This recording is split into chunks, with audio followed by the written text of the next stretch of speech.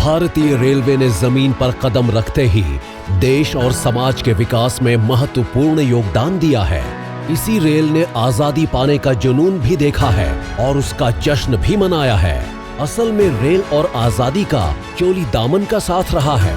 स्वतंत्रता संग्राम के दौरान भारतीय रेलवे ने कई महत्वपूर्ण भूमिकाएं निभाई हैं। 19वीं शताब्दी के भारत की राजनीतिक स्थिति और आर्थिक प्रवृत्ति ने अंग्रेजों को पूरे भारत में रेलवे का निर्माण करने के लिए प्रेरित किया। ऐसा माना जाता था कि रेलवे भारत के आर्थिक विकास में सहायता करेगा। ये उपमहाद्वीप के भीतर सैनिकों की आवाजाही को सुविधाजनक बनाकर भारत के प्रशासन और सुरक्षा में भी सहायक होगा। सच तो ये है कि आजादी की लड़ाई के समय भारतीय रेल की भूमिका बहुत महत्वपूर्ण रही। उस समय तमाम नेताओं और क्रांतिकारियों ने अपने आवागमन के लिए रेल का खूब प्रयोग किया। यही समय था जब गांधी जी ने भी रेल यात्राएं की और रेलवे स्टेशन पर कई बार जन सैलाब को संबोधित किया। जब भी महात्मा गांधी तीसरी श्रेणी के डिब्बे में यात्रा करते थे तो स्टेशन पर लोगों की भारी भीड़ इकट्ठा हो जाती थी। महात्मा गांधी ने रेल के द्वारा कुरुक्षेत्र, लाहौर और चेन्नई के रेलवे स्टेशनों पर बड़ी भीड़ को संबोधित किया था।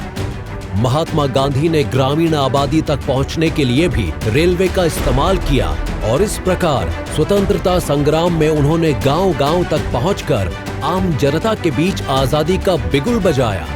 उस समय रेल भारत के स्वतंत्रता संग्राम के लिए संघर्ष करने वाले स्वतंत्रता सेनानियों के लिए भी आने जाने का एक बड़ा जरिया थी। वास्तव में रेल ने फ्रीडम मूवमेंट को देश के कोने-कोने तक पहुंचाने में बहुत मदद की। स्वतंत्रता संग्राम में लोगों की आवाज को एकजुट करने के लिए स्वतंत्रता सेनानियों ने रेलवे नेटवर्क का खूब इस्तेमाल किया।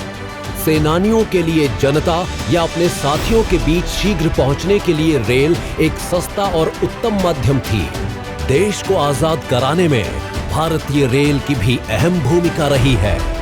वास्तव में भारतीय रेल हमारे गौरवशाली इतिहास का एक अभिन्न अंग है।